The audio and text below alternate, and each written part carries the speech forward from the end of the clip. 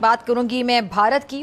क्या कोई surgical strike हो सकती है? पाकिस्तान का दिफाई निज़ाम इस वक्त हाई अलर्ट के ऊपर है। Modi is a strong prime minister और एक तो स्ट्राइक हो सकते। बालाकोट भी ऐसे ही हुआ था। निज़ाम हमारे सारे एक्टिव हो चुके हैं, रडार खोले जा चुके हैं और जवाब भी बालाकोट से बड़ा देना पड़ेगा आपको। और वो दिन रात भारत की तरफ से आने वाले एक अफसोसनाक वहाँ वाक़या पेश आया रेसी के इलाके में, तो उनकी जो पुलिस ने उनका चीफ है उसने कहा कि इसमें पाकिस्तान है। विश है अब सर्जिकल स्ट्राइक से काम नहीं चलेगा। 2 बार आपने कट लगाने की कोशिश करी उनको, वो आपने लगा दिया। इस बार पूंछ काटनी पड़ेगी और पूंछ काटे बिना आपका काम नहीं चल सकता, ये मेरी ख्वाहिश है। मोदी 3.0 आते के साथ ही तेवर कड़े दिख रहे हैं। आते के साथ ही झटका भी मिला, रईसी पे हमला हुआ और हम कुछ नहीं कर पाए। ना वो आतंकवादी हमारे हाथ में है, ना हमने पाकिस्तान को कहीं कुछ बोला। क्या कोई सर्जिकल स्ट्राइक हो सकती है? ये ऐसे कुत्ते की पूंछ है जो कभी सीधी नहीं हो सकती। कल भी मैं एक शो कर रहा था, वहां पर एक बाबा जी हैं, उनसे बात हो रही थी। वो बोलते हैं कि जब तक ये आसमानी किताब रहेगी, ये जंग जारी रहेगी, ये खत्म नहीं हो सकती। तो अब इसका हल क्या है? क्या हम ऐसे ही हाथ पे हाथ रख के बैठे रहें? अगर आपको रामचंद्र बनने का इतना ही शौक है, तो रामचंद्र जो है वो पुरुषोत्तम राम बने थे युद्ध के बाद, जब रावण का वध किया था।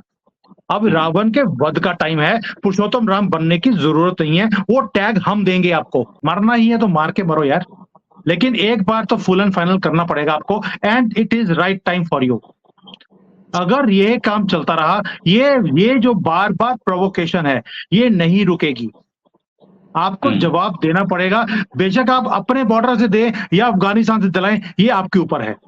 But there has to be some answer and it has to be like that. ये अगर मैं बोलूं कि आपने 25 साल पहले भी कोई काम किया था, आज तक शांति है, आप वो कर सकते हैं, आपके अंदर वो पावर है। देखिए अभी पिछले ये जो है ये हिंदू यात्री कहे जा रहे हैं, कुछ लोग कह रहे हैं कि नहीं एक आम बस थी जिसके ऊपर ये अटैक हुआ है। उस अटैक के बाद भारत की तरफ से जो एक वॉर हिस्टेरिया पैदा किया जा रहा है। अब भारतीय मीडिया ये कह रहा है कि जिस तरह से जो था वो पहले जो यहाँ पे वाक़या हुआ था ना, हाँ, और उसके बाद फिर इन्होंने बालाकोट के ऊपर और वो जवाब दिया जाए। पाकिस्तान का दिफाई निज़ाम इस वक्त हाई अलर्ट के ऊपर है। हमारे जंगी जहाज़ों की जो परवाज़ें हैं उनके अंदर गैर मामूली एफिशिएंसी और इजाफा नज़र आ रहा है। निज़ाम हमारे सारे एक्टिव हो चुके हैं, रडार खोले जा चुके हैं। अभी एक ही दिन पहले मियां मोहम्मद नवाज शरीफ साहब ने और शहबाज शरीफ साहब ने अपने ट्विटर पैगामात के अंदर मोदी साहब को, नवाज शरीफ साहब की मुबारकबाद थोड़ी सी डिटेल में थी, उसका डिटेल रिस्पॉन्स आया। शहबाज शरीफ साहब का ट्विटर जो था मुबारकबाद का वो मुख्तसर था, उसका मुख्तसर रिस्पॉन्स आया।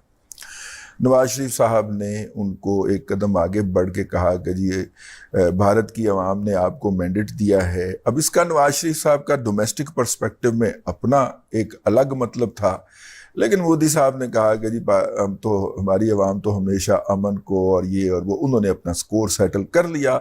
यही हमें नवाज शरीफ साहब से शिकवा रहा है कि वो हमेशा जब बैरून मुल्क जाके मुज़ाकरात करते हैं तो नीचे लग के बातचीत करते हैं। ठीक है, नीचे लग के बातचीत करते हैं। ज़ाहिर है नीचे वो खड़े होने लगते हैं तो पीछे लत खींच दी जाती है, तो वो नीचे ही लग के बातचीत करेंगे। तो मोदी साहब ने उनको जो है वो जवाब दिया। अब इसको यूथिया कह रहे हैं कि ये नवाज शरीफ की बेइज्जती हुई है।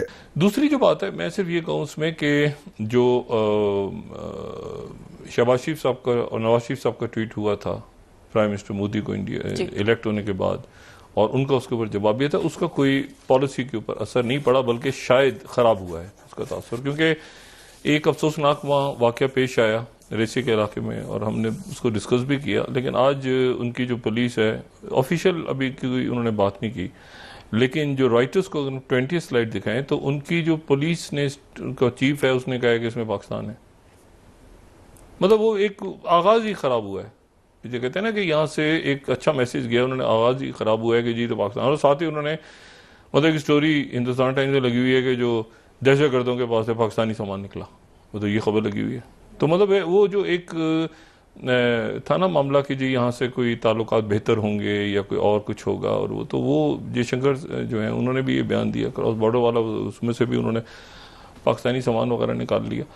तो ये अब ये है कि इससे मुझे कोई यानी ताल्लुकात की बेहतरी अनफॉर्चुनेटली नज़र नहीं आ रही, बल्कि कहते ना कि मेरी ज़बान में जो है गलती हो तो बेहतर है। मेरा ये ख्याल है कि शायद ये जो टेन्योर है प्राइम मिनिस्टर मोदी का, इसमें तरक्कियाँ पिछले 2 टेन्योर से शायद किसी मरहले पे ज़्यादा हो जाएं, किसी मरहले पे शायद तरक्कियाँ ज़्यादा हो जाएं। ग्लोबल स्टेज पे उन्हें चूँकि अपने आप को लार्जर देन लाइफ एक पेश किया हुआ है पूरा, और वो मजहबी हवाले से भी वो एक अपने आप को बड़ा वो करते रहे सिलसिला जो, तो उसमें वो अब बाकी दाएं बाएं आगे भी चाइना के साथ भी जिस वक्त इंडियन पार्लियामेंट पर हमला किया गया था पाकिस्तान के आतंकियों द्वारा, उस वक्त अटल बिहारी वाजपेयी प्राइम मिनिस्टर थे और उन्होंने सेना को मोबिलाइज किया और पाकिस्तान बॉर्डर पर खड़ा कर दिया, जिसके बाद पूरे आसार लग रहे थे युद्ध होने के, लेकिन युद्ध नहीं हुआ और युद्ध किसी वजह से टल गया। उसके बाद 26/11 का हमला हुआ और उस वक्त कांग्रेस की गवर्नमेंट थी और कोई रेस्पॉन्स नहीं दिया गया। रेस्पॉन्स के नाम पर सिर्फ एक डोसियर भेजा गया पाकिस्तान को। उसके बाद सरकार बदली और उरी हमला हुआ। उरी हमले के बाद इंडियन आर्मी ने मुंह तोड़ जवाब देते हुए पाकिस्तान के अंदर जाके सर्जिकल स्ट्राइक करी और उरी हमले का बदला लिया। उसके बाद पुलवामा हुआ। पुलवामा में भी हमारे 40 जवान शहीद हुए और इसके बाद एक बार फिर जो रेस्पॉन्स था उसको बढ़ाकर एयर स्ट्राइक की गई इंडियन एयरफोर्स द्वारा पाकिस्तान की बॉर्डर के अंदर घुसकर बालाकोट में। और इसके बाद लोगों की उम्मीदें बहुत ही बढ़ गईं कि अगर पाकिस्तान कोई भी आतंकी हमला भारत के अंदर करेगा तो जो रिस्पॉन्स होगा वो डिस्प्रपोर्शनेट होगा और रिस्पॉन्स ज़रूर आएगा, जो पहले देखने को नहीं मिलता था। और अब जम्मू कश्मीर में हाल ही में जैसे ही मोदी 3.0 गवर्नमेंट ने ओथ ली है और कैबिनेट स्थापित हुई है, उसके बाद से ही बहुत ज़्यादा हमले बढ़ गए हैं। टूरिस्ट पर हमले हो रहे हैं, सिविलियंस पर, जो कि पहले नहीं होता था, और सैनिकों पर हमला होता था, लेकिन अब सैनिकों पर नहीं सिविलियंस पर हमले हो रहे हैं।